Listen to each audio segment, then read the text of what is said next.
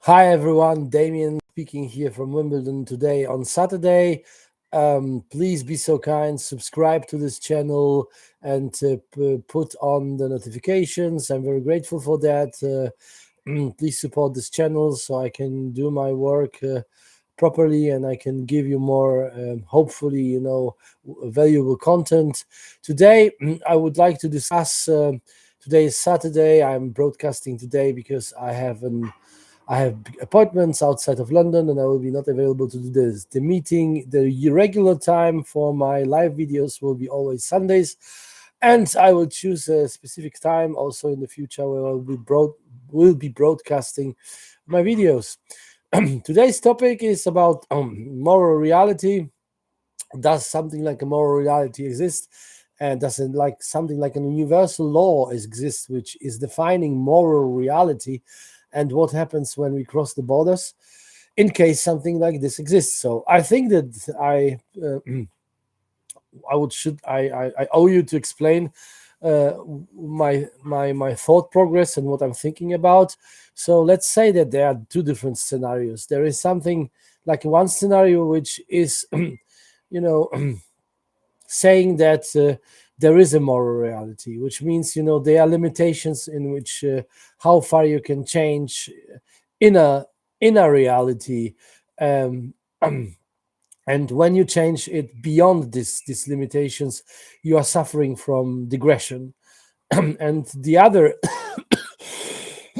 point of view might be no, that there is not such a thing. You can relearn and learn everything, and the outcome will just be that you are doing things differently, but at the end things will remain neutral and you will just do things differently. So is there something like a moral general setup, like in guidance, like in compass, which is defining moral reality and what serves us or does not serve us? Oh, when we're exploring things, like for example when we're putting new philosophical um, movements into being and we are trying new things, and how does it relate to our own lives?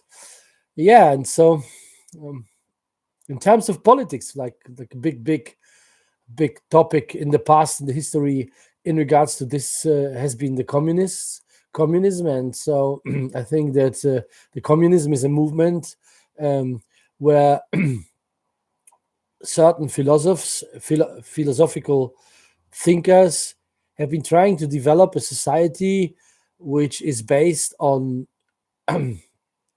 equality, like equal rights for everyone in terms of distribution. And yeah, and they just tried to implement this historically has been have been trying to implement this kind of structure for many years, until now it seems for me like a valid point to say that it didn't work out properly. So we are still either in a position of finding this perfect world where everybody is equal, or maybe this is not possible because we are not equal, because we are that much individual that the moral law is forcing us to respect this individuality. Otherwise we are getting into digression. And so um, yeah, so in terms of numbers, in terms of numbers and historical numbers, it seems for me that statistics speaks for the second point of view, that every single time when we try to overplay the individual point of view, we are coming to a point when we try to equalize people, when we just try to equalize people to a point that at the end almost everyone is suffering. Like back in the communist system, I remember I've been living in Poland for the beginning of my life, and I remember that people have been equal mainly in terms of not having access to services and goods. I remember in the 80s, late 80s, I was already living in Germany then, but we have been like trying to buy anything, and because of political reasons and or other things like the economic situation, has been that people weren't able to buy anything in the shop, and the shops are designed usually to sell stuff to people, but there wasn't anything there apart from the person who was selling something.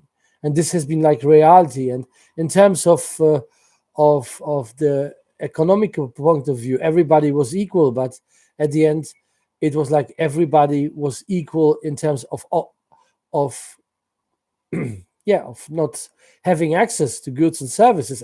And then this is also exactly my experience. I'm talking here about my experience, that some people had to overcome this situation, because people living in cities, they have been forced to think how they could overcome the situation, because otherwise they wouldn't have anything to eat. And I remember my uncle, for a couple of, he was like organizing, meat by I don't know, I think that he went out, drove away from the city and bought this directly by by the farmers, and it has been very expensive possibly, and also combined with many efforts. So not like today that you're going to a shop and just buying anything, but he had like bought it and put it into a newspaper, and possibly he would be punished for the fact that he would like buying this, because there has been a time where people had like this food stamps, food stamps, and only what was on the food stamp, uh, everybody was eligible to have this, only this what was in the food stamp, and he could be punished for buying more. And even what was in the food stamp was very often not available, because this planning was didn't work.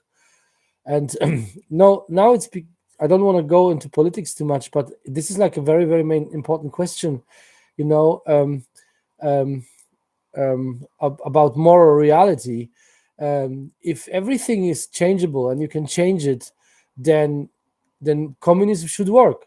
Then communism would be anything, something like somebody would be thinking about it, and then he would implement. And because you can change everything, and there is no moral rule for good or bad, it should turn out and have success. But having experience and looking into different countries now in current in the current world, like for example in Venezuela or somewhere else, or having my experiences with, for example, hyperinflation in Poland in the late 80s, and also with this with this uh, with this very, very bad times where people haven't been able to buy anything in shops. I think that we just can change things like that, like for one day after another, and um, and change existing moral standards, because this is a moral standard. For example, if you think that you can plan everything for everyone, you can just distribute things. This is a very important, I think, element of this. Or if you think that everybody is self-responsible for what he's achieving, what he's getting in life, and this individual point of view. This is so. And is there a moral rule behind it? Is there a moral rule? Is this possibly the way we are designed, that we are like an individuals which are designed to be completely self-sufficient on our own and within our environment, and that we need to aim for this independence in terms of being free and happy? Or is this like that we need to apply to a group conscious, and only with this ideology of this group ideology we can move on and progress? Another another example for that would be, like, for example, what's happening now in terms of child education and all this gender education, that there are different genders and things like that. This is also an example where I'd like to say, is there any, not possibly something which is running against the moral reality. So let's say that we have a car. The car is black. Then we can repaint the car, and it will be white. And but it still remains a car.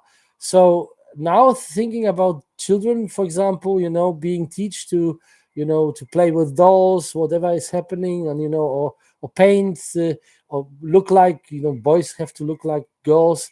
Is this not a little bit that only the surface is changing, but the core is not changing, and that this is creating a very, very strong disproportion and maybe very high disturbance in terms of self-reflection and how I perceive myself. I mean, like I would be like a little boy, and I would have to do this. Is this not very, very destructive? It's possibly not something which is leading into into mental illness, for example. Or the other third, I really would like you to discuss this topic and share your comments. All this equality between man and woman, and I'm not talking here about legal rights or whatever, but it's relating to this as well. But I won't like to speak about this aim of the feminists, that men are equal like women. I don't think so. I don't think that that in physically we are like completely different, and we have different potentials, and possibly there is a different emotional setups in the, and there is a male masculine and a feminine setup, and they are quite different from each other. And now the question which I would like you to discuss with me is, can you just change it? Can you just say that the feminine point of view is the right one and the masculine is the wrong one? And what would be what will be, or what are the results of this kind of thought implementation? I'm talking here about advertising and different types of experiences which I'm having at the moment, where just um, just have to realize that the female point of view, the independence of women and everything is very promoted very, very much. But on the other hand, this what is masculine is just rather suppressed. I give you an example from my own life. I let's say in a company X, I've been like asked for the discussion. Oh, I have to interrupt, and I will follow up on that. Speak soon. I will do another part because there is someone, knocking on the door. I need to open up. There is a package for me coming. Bye. Wait.